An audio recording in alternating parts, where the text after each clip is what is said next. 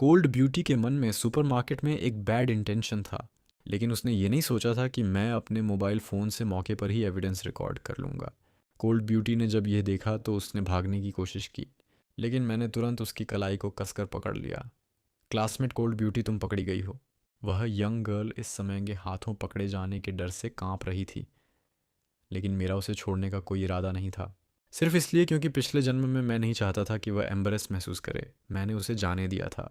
किस पता था कि अगले ही दिन मुझे खबर मिलेगी कि एक रोड एक्सीडेंट में उसकी डेथ हो गई। अब जब मुझे एक नई लाइफ मिली है तो मैं निश्चित रूप से उसे सेफ रखूंगा ताकि वह मेरे हाई स्कूल के दिनों में मौजूद रह सके। लेकिन एक्सीडेंट का एग्जैक्ट टाइम ना जाने के कारण इस दिल के डर को ख़त्म करने के लिए आज चाहे मुझे उसे पूरी रात यहीं क्यों ना रोकना पड़े, बस वह आज का दिन सेफली पार कर जाए।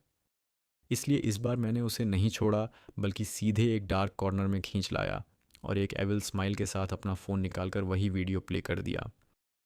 थी ही क्लासमेट, तुम भी नहीं चाहोगी कि यह वीडियो तुम्हारे टीचर्स और फ्रेंड्स देखे, है ना? यह सुनकर उस यंग गर्ल के गाल और भी लाल हो गए, लेकिन मैंने इस ट्रिक पर कोई ध्यान नहीं दिया और सीधे अपना राइट हैंड आगे बढ़ा दिया। तुम्हारे लिए ये बहुत अनलकी है क्लासमेट लिन। ये सुपरमार्केट मेरे फादर का है। लिनियम सो ने अपना सिर उठाया। उसकी आंखों में आखिरकार आंसू आ गए, लेकिन उसने एक शब्द भी नहीं कहा।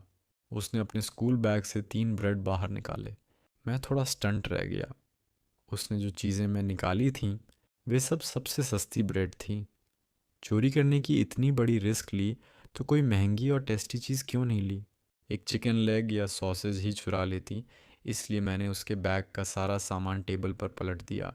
Text book, summer homework, stationery, एक पुराना पेंसिल बॉक्स और एक हाइट सैनिटरी पैड। लीन नेम्सो का छोटा सा चेहरा पीला पड़ गया।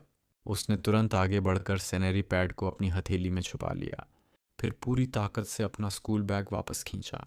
लेकिन बैग का स्टैप टूट गया। सिर्फ 3 ब्रेड ही हैं, उसने कमज़ोरी से मेरी तरफ देखते हुए कहा।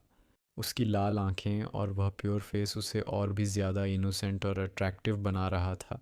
मैंने भी बदले में उसे घूरा। तुम्हारी हिम्मत कैसे हुई मुझसे इस तरह बात करने की?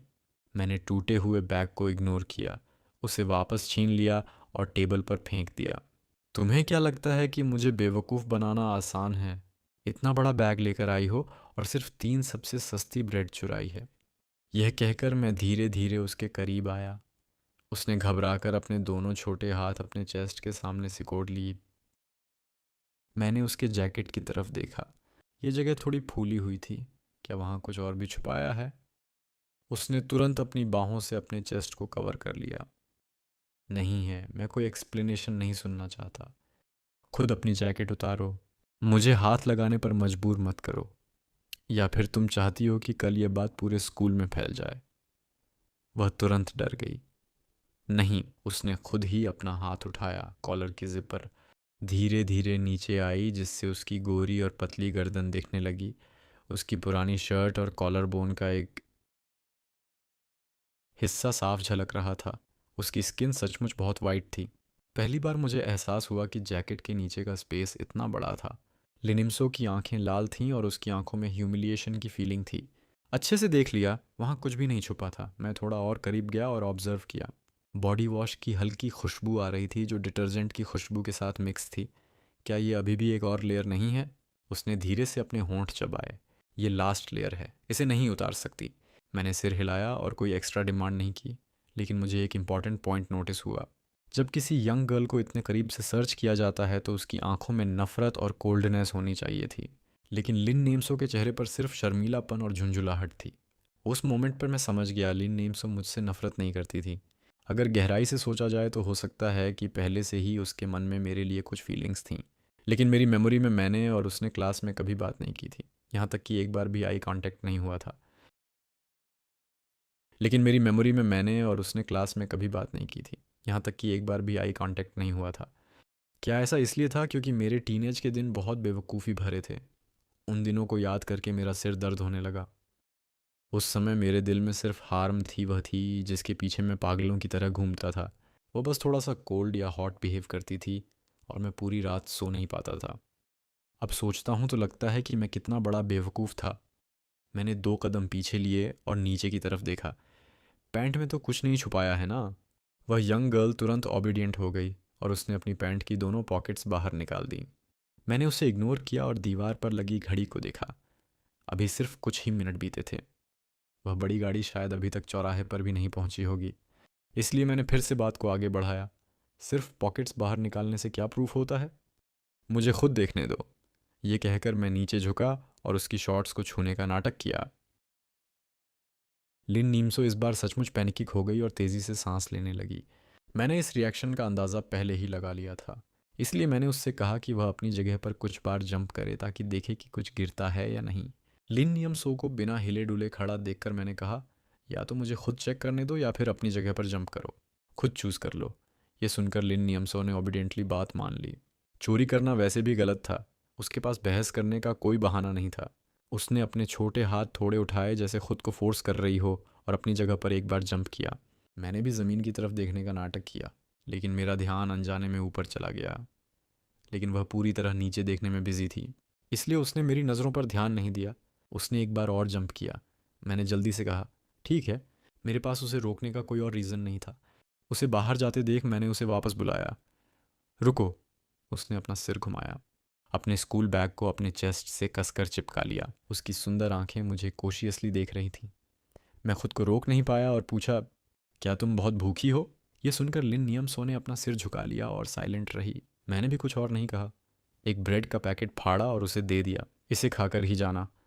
पूरे स्टोर रूम में सन्नाटा छा गया। लिन नियमसो ने काफ़ी देर तक अपना सिर नहीं उठाया, ना ही अपना हाथ आगे बढ़ाया। बस अपने बैग को पकड़े हुए एक ही जगह पर सजा पाए बच्चे की तरह खड़ी रही। उसकी पतली बॉडी ऐसी लग रही थी जैसे हवा के एक झोंके से गिर जाएगी। पैकेट फट गया है, अब ये बिकेगा नहीं। मैंने ज़बरदस्ती वह ब्रेड उसके हाथ में थमा दी। कुछ सेकंड बाद लिनिम सो ने धीरे से अपना हाथ उठाया और ब्रेड को अपने मुंह तक ले गई। छोटे छोटे बाइट्स लिए और फिर तेज़ी से खाने लगी, लेकिन अचानक उसकी आंखों से दो बूंद आंसू मोतियों की तरह टूटकर ज़मीन पर गिर गए। वह रो रही थी।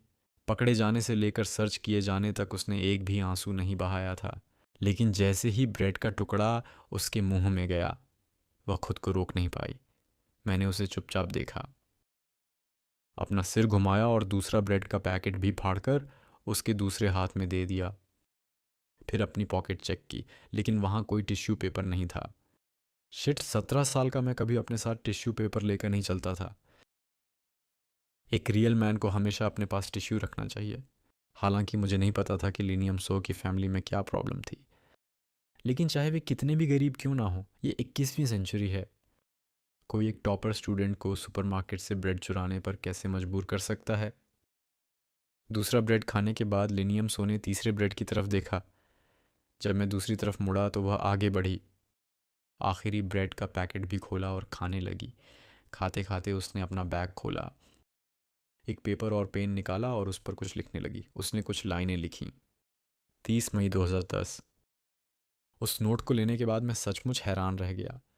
ट्रान हुआ यान के ये 3 शब्द और उस पेपर पर लिखी हैंडराइटिंग मेरी मेमोरी से बिल्कुल मैच कर रही थी। तब मुझे एहसास हुआ कि पिछले सेमेस्टर में जिसने मुझे स्पोर्ट्स वाइस प्रेसिडेंट बनाने के लिए सीक्रेटली सपोर्ट किया था, वह लिनियमसो थी। थाम थी वो नहीं। उस समय मुझे लगा था कि थामथी ने मुझे वोट दिया है, इसलिए मैं उसके पीछे पीछे घूमता रहता था, और थामथी वो मेरी केयर को बहुत कैजुअली एक्सेप्ट करती थी। कोइंसिडेंस से मेरा घर सुपरमार्केट चलाता था, इसलिए थामथी ने कई बार यहाँ से फ्री में मिनरल वाटर, ड्रिंक, चिंगम और यहाँ तक कि सैनिटरी पैड्स भी लिए थे। मैंने उस प्रॉमिसरी नोट को टेबल पर रखा। तुम्हें क्या लगता है कि एक नोट लिखने से आज की बात यहीं ख़त्म हो जाएगी? लिन नेम्सो ने मन ही मन सबसे बुरे सिचुएशन के लिए खुद को तैयार कर लिया था। तुम इसे कैसे सॉल्व करना चाहते हो? मैंने अपना हाथ हिलाया। बस मजाक कर रहा था। अभी तुम्हारा बैग फट गया है, मैं तुम्हें एक नया बैग दूंगा। मैं इसे खुद स्टिच कर सकती हूँ, ये मेरा डिसीजन है। ट्रान हो आयान, मुझे किसी का उधार रखना पसंद नहीं है। ये कहकर मैं लिनीमसो को स्कूल बैग के डिस्प्ले काउंटर पर ले गया। मैंने अपना हाथ हिलाया। बस मजाक कर रहा था। उसकी नज़र तुरंत एक पिंक कलर के बैग पर टिक गई, जिससे उसकी चाहत साफ दिख रही थी। मैंने तुरंत वह बैग उठाया और उसके हाथों में दे दिया। इसकी ज़रूरत नहीं है, मेरा बैग पहले से ही ख़राब था। उसने ज़िद्दी होकर उस बैग को वापस उसी जगह रख दिया। अगर तुम नहीं चाहती कि आज की बात पूरे स्कूल में फैले तो इसे चुपचाप ले लो। लिनियम सो एक पल के लिए रुकी और उसने वो बैग ले लिया। फिर उसी नोट पर एक और आइटम ऐड कर दिया, एक स्कूल बैग। उसके चेहरे पर थोड़ी कड़वाहट थी। ऐसा लग रहा था कि उसे लग रहा था कि वह इसे कभी रिपेयर नहीं कर पाएगी। उसका यह एक्सप्रेशन देखकर मैं अपनी हंसी नहीं रोक पाया। तुम सच में नोट लिख रही हो तो फिर मेरे पीछे आओ। जैसे ही हम स्टेशनरी एरिया में पहुंचे, मुझे महसूस हुआ कि मेरी पीठ से कोई टकराया है। मैंने मुड़कर देखा तो लिनियम सो अपना माथा पकड़े पीछे हट रही थी। रास्ता देख कर चलो। क्या तुम्हें मेरा इस्तेमाल करने में मज़ा आता है? अगली बार तुम्हें पूरा मौका दूंगा। यह कहकर मैंने एक पिंक पेंसिल बॉक्स उठाया और उसके हाथ में दे दिया। लिनियम सो ने जब उसकी प्राइस देखी तो उसने तुरंत मना कर दिया। मैं इसे नहीं लूँगी। अगर तुम आज की बात फैलाना चाहते हो तो फैला दो। मेरे पास तुम्हें देने के लिए इतने पैसे नहीं हैं। लिनियम सो ने सीधे मेरी बात काट दी।